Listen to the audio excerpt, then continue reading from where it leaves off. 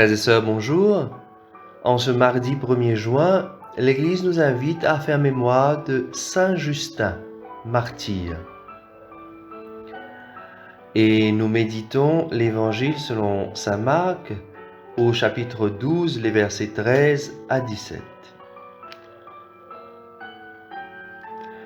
En ce temps-là, on envoya à Jésus des pharisiens et des partisans d'Hérode pour lui tendre un piège en le faisant parler.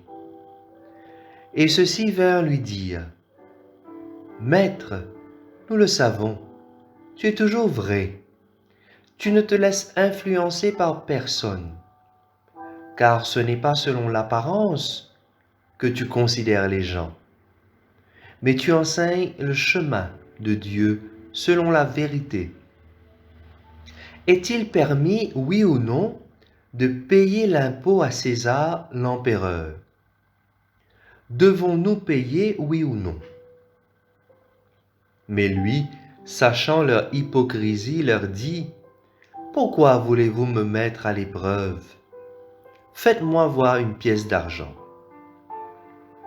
Ils en apportèrent une, et Jésus leur dit: Cette effigie et cette inscription, de qui sont-elles? De César, répondent-ils. Jésus leur dit: Ce qui est à César, rendez-le à César, et à Dieu ce qui est à Dieu. Et ils étaient remplis d'étonnement à son sujet. Acclamons la parole de Dieu.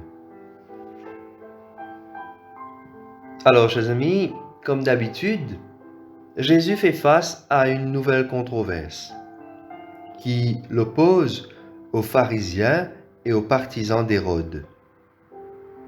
Vous savez, les partisans d'Hérode sont dépendants du pouvoir romain en place. Rappelez-vous, à l'époque, les Juifs étaient sous la domination romaine. Et les pharisiens, ils sont assez rusés pour trouver leur place. Et donc, ils sont envoyés pour mettre Jésus à l'épreuve. Et ce n'est pas la première fois qu'ils essaient de lui tendre un piège. Remarquez comment ils commencent leur discours. Maître, nous le savons, tu es toujours vrai. Tu ne te laisses influencer par personne, car ce n'est pas selon l'apparence que tu considères les gens, mais tu enseignes le chemin de Dieu selon la vérité. Ils commencent par flatter Jésus. Toutefois, malgré leur endurcissement de cœur, leur flatterie se révèle être vraie, parce que justement, Jésus ne se laisse pas accaparer par ses relations. Même s'il est proche de certains, Jésus leur dit la vérité. Ce n'est pas parce que l'autre est son ami qu'il ne va pas lui dire la vérité. S'il fait une bêtise, Jésus lui dit: Et c'est justement parce que je t'aime que je te dis que ce que tu fais, ce n'est pas correct. Voilà la manière d'agir de Jésus. Et donc, les flatteries des pharisiens ne changeront pas ce qu'il est. Cependant, Jésus reste ouvert.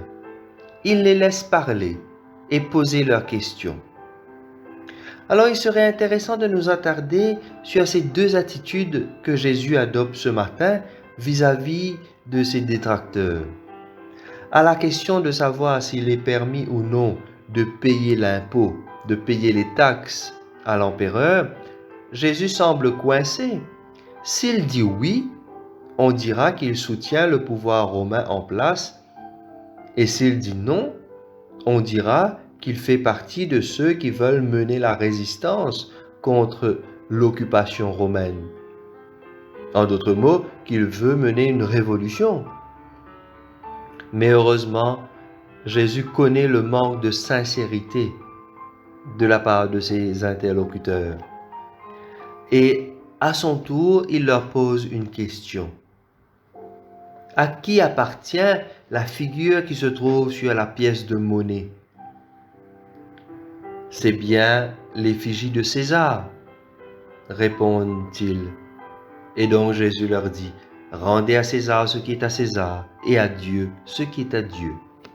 Chers amis, pour bien comprendre cette parabole, il est important de la situer dans son contexte, c'est-à-dire revenir à l'époque de Jésus et de l'occupation romaine. Le peuple d'Israël, le peuple de la Palestine ancienne, était sous la domination des Romains. Jésus veut simplement leur dire, écoutez, vous utilisez bien la monnaie romaine. Pour toutes vos transactions, c'est l'argent des Romains que vous utilisez. Et donc, il est tout à fait logique de payer l'impôt. En d'autres mots, Jésus les renvoie à leur responsabilité. Et rappelez-vous de leur flatterie du début. Maître, nous le savons, tu es toujours vrai, tu ne te laisses influencer par personne. En réalité, le maître a bien déjoué leur piège. Mais c'est surtout, frères et sœurs, c'est l'attitude de Jésus qui m'interpelle aujourd'hui. Jésus ne refuse pas la confrontation. Il sait très bien où il se situe. Il est ancré dans ses croyances. Il est prêt à écouter et entendre ce que les autres ont à dire. Toutefois, avec un grand respect, il leur dit la vérité au sujet de leur hypocrisie. Chers amis, ce sont là des attitudes que nous devons nous efforcer à adopter. Souvent, nous sommes confrontés à des personnes qui nous interpellent sur notre foi ou notre religion. Et il faut avouer que nous n'avons pas toujours les réponses qu'il faut. Si nous sommes profondément enracinés dans notre foi, dans notre Église, même si nous n'avons pas toujours les réponses qu'il faut, il est important de rester ouvert et accueillant aux autres, mais tout en restant ferme dans sa foi. C'est aussi une invitation à se former de manière personnelle sur sa foi, sa religion, de se renseigner, de s'informer, de sorte à être en de meilleures dispositions quand les autres nous demandent de rendre compte de notre foi. C'est également ce que fait Tobie dans la première lecture de ce jour. Lui qui est devenu aveugle, il refuse de se livrer à des actions illégales pour subvenir à ses besoins.